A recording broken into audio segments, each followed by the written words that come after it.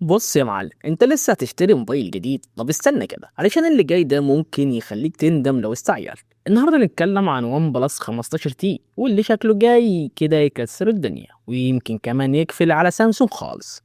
بس قبل ما نبدا قول لي في الكومنت بسرعه، انت مع سامسونج ولا ون بلس؟ ولو لسه جديد هنا اشترك علشان ما تفوتش الحاجات الجامده اللي جايه. الموبايل ده بيجي بشاشة 6.32 بوصة بحواف شبه مش موجودة خالص، أيوة صفر بيزيل تقريبا من الأربع جوانب.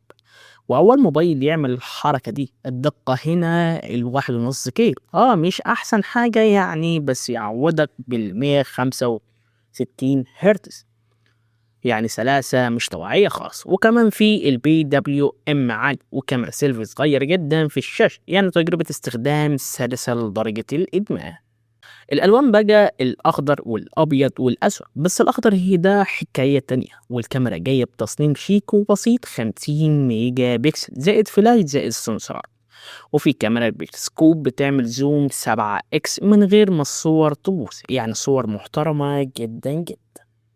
بس استنى بقى، اهم حاجه البطاريه 7500 ملي امبير. ايوه الرقم ده مش غلط، ازاي حطوا البطاريه دي في الموبايل الصغير كده؟ وكمان شحن 100 واط سلكي و50 واط وايرلس، يعني تشحن وانت بتعمل القهوه بتاعتك. طيب المعالج هنا سناب دراجون 8 قلة الجيل الخامس، يعني ببساطة تشتغل ألعاب تقيلة زي جاتا وسايبر بيكون ولا كأنك فيه أي حاجة. الموبايل هينزل في الصين يوم 24 مارس، وبعدها عالميا قريبا إن شاء الله. دلوقتي بقى جي دورك، شايف الموبايل يستاهل ولا كله دهب؟ واكتب لي في الكومنت ولو معاك فلوس تشتريه ولا لا. ومتنساش بقى يا نجم، لو وصلت لحد هنا يبقى لازم تعمل اللايك والكومنت وسبسكرايب علشان اللي جاي هيبقى تقيل أوي. وبس كده، سلام.